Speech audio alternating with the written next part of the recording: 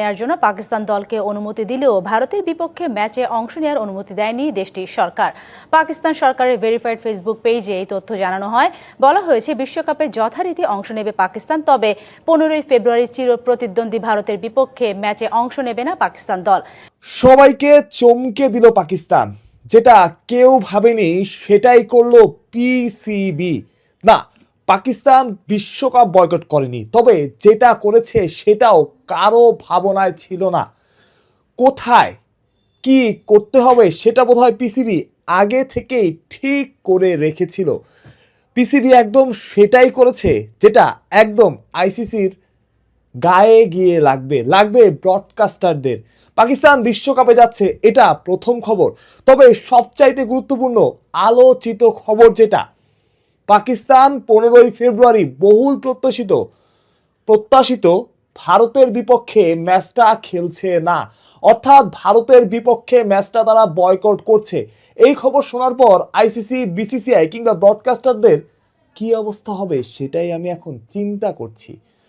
এমনটাই জানা যাচ্ছে পাকিস্তানি গণমাধ্যম থেকে, এবং এই খবরটা অনেকটাই নিশ্চিত। আজকে বৈঠক ছিল এবং আজকেই সিদ্ধান্ত জানানোর কথা ছিল, সেই সিদ্ধান্তটাই জানানো হয়েছে। সবশেষ খবর যেটা, সবশেষ ব্রেকিং যেটা, পাকিস্তান ভারতের বিপক্ষে ম্যাচ বয়কটের সিদ্ধান্ত নিয়েছে। এমন অতীতে কখনো হয়েছে কিনা আমার জানা নেই, তবে নিকট অতীতে হয়নি এতটুকু নিশ্চিত। কোন দল অন্য একটা দলের জন্য বিশ্বকাপের গুরুত্বপূর্ণ ম্যাচ, এই ম্যাচটাকে কেন্দ্র করেই আসলে বিশ্বকাপ, যত কিছুই হোক, যত কিছুই ঘটুক, সবসময় ভারত পাকিস্তানকে একই গ্রুপে রাখা হয়। কেন? কারণ ভারত পাকিস্তান ম্যাচটাই পুরো বিশ্বকাপ একদিকে, ভারত পাকিস্তান ম্যাচ অন্যদিকে। সেই ভারত পাকিস্তান ম্যাচ বয়কট করেছে, অর্থাৎ ভারতের বিপক্ষে পাকিস্তান খেলবে না। এখন আপনি চিন্তা করতে পারেন, খেলবে না তাহলে বিশ্বকাপে যাবে কেন? কারণ সবচেয়ে মজার ব্যাপারটা এখানেই, পাকিস্তান যে ফর্মে আছে, পাকিস্তানের প্রতিপক্ষ যারা, খুব সহজেই ভারতের বিপক্ষে ম্যাচটা পাকিস্তান ওয়াক ওভার দিয়ে দিলেও দ্বিতীয় রাউন্ডে কোয়ালিফাই করতে পারে। অর্থাৎ আদর্শের প্রশ্নে এখানে পাকিস্তান আপোষ করছে না। এই কথা কেউ কখনো কল্পনাও করেনি যে ভারতের বিপক্ষে পাকিস্তান খেলতে নামবে না। পাকিস্তান সেটাই করলো, অর্থাৎ বিশ্বকাপ তারা বয়কট করবে না, সেটা আমরা আগে থেকে ধারণা করছিলাম। তবে সম্ভাব্য যে সিদ্ধান্ত, সবচাইতে বড় সিদ্ধান্ত, সেটাই আসলে নিল পাকিস্তান। বাংলাদেশ বিশ্বকাপে যেতে পারেনি, বাংলাদেশ বিশ্বকাপে যায়নি, তাদের দাবি পূরণ করেনি আইসিসি। তারা বলেছে তোমরা আসো খেলো, নয়তো তোমাদের জায়গায় অন্য টিমকে নিয়ে নিবো। তারা নিয়েও নিয়েছে স্কটল্যান্ডকে। সেখানেই বেঁকে বসে পাকিস্তান জানায় বাংলাদেশ বিশ্বকাপ না খেললে তারাও বিশ্বকাপটা বয়কট করতে পারে, কিংবা এমন কোনো সিদ্ধান্ত তারা নেবে যে সিদ্ধান্ত আসলে সবাইকে চমকে দেবে। সেই সিদ্ধান্তটাই বোধহয় নিয়ে ফেললো পাকিস্তান।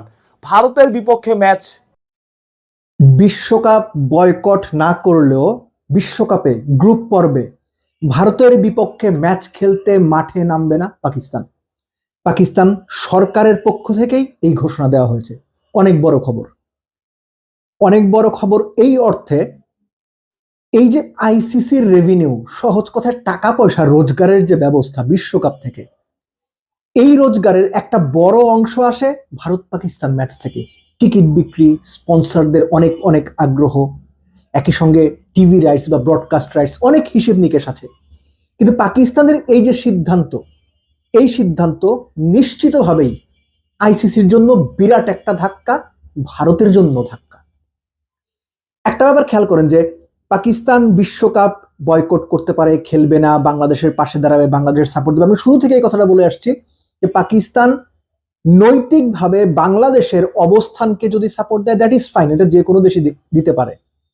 কিন্তু পাকিস্তান বাংলাদেশের জন্য বিশ্বকাপ খেলবে না, এইটা আসলে হওয়ার সম্ভাবনা অলমোস্ট নাই, এবং এটা লজিক্যাল কোনো ভিত্তিও নাই। পাকিস্তান বিশ্বকাপ বয়কট করেনি, কিন্তু বিশ্বকাপ বয়কট না করা, একই সঙ্গে ভারতের বিপক্ষে ম্যাচ খেলতে না চাওয়া কিংবা ওই ম্যাচে মাঠে না নামতে চাওয়ার পাকিস্তান সরকারের যে সিদ্ধান্ত, এটা নিশ্চিতভাবেই ক্রিকেট বিশ্বের জন্য নতুন একটা বার্তা। এরকম সিনারিও ক্রিকেট বিশ্ব আগে কখনো দেখেছে আমি ঠিক এই মুহূর্তে মনে করতে পারছি না। কোনো একটা দল পার্টিকুলার কোনো দেশে খেলতে যাচ্ছে না, খেলতে যাবে না, এরকম অনেক ঘটনা আছে। রিসেন্ট এক্সাম্পল বাংলাদেশ, আমাদের বাংলাদেশ।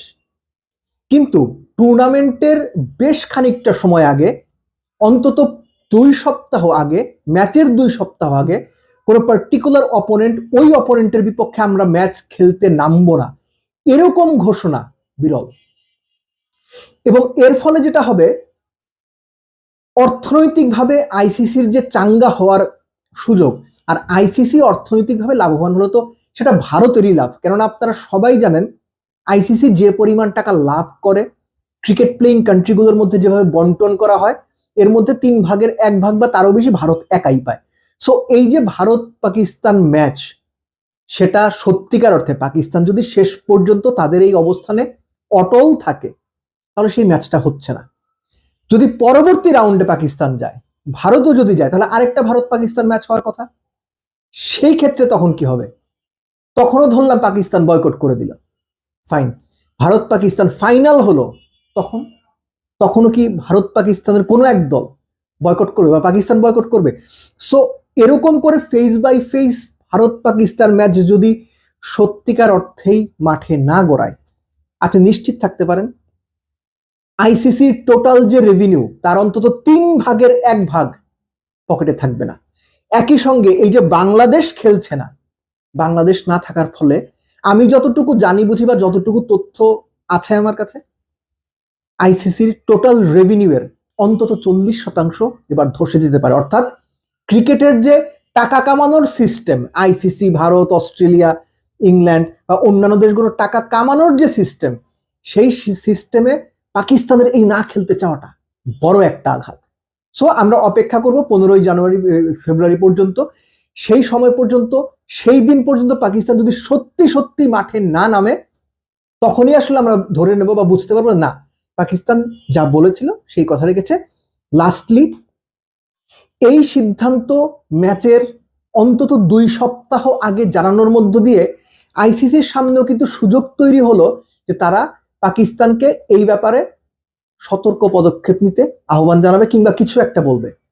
আমার কেন যেন মনে হচ্ছে যে আইসিসির তরফ থেকে পাকিস্তানকে এই ব্যাপারে কোনো একটা বার্তা দিয়ে মাঠে নামানোর জন্য একটা চেষ্টা করা হবে, কিংবা এই চেষ্টাতে কিংবা ভালো কথায় কিংবা সঠিক কথায় যদি কাজ না হয়, তখন আইসিসি হয়তো কিছু চটকদার কথাবার্তা বলবে, কিছু ভয় দেখানো কথাবার্তা পাকিস্তানকে বলতে পারে যে ভবিষ্যৎ সিরিজ হবে না, এই হবে না, ওই হবে না, নানান রকম কথাবার্তা হইতে পারে। কিন্তু এখনো পর্যন্ত এই মুহূর্তে যে পাকিস্তান দলের বিশ্বকাপ খেলবে কিন্তু ভারতের বিপক্ষে ম্যাচ খেলবে না 15ই ফেব্রুয়ারি, এইটা যে সিদ্ধান্ত, এইটা ভাই ক্রিকেটের জন্য, আইসিসির জন্য, ভারতের জন্য বিরাট ধাক্কা, বিরাট ধাক্কা। কারণ টাকা পয়সা কামানোর যে বিষয় হিসাব, এই হিসাবটা পুরোপুরি গরমিল হয়ে গেল।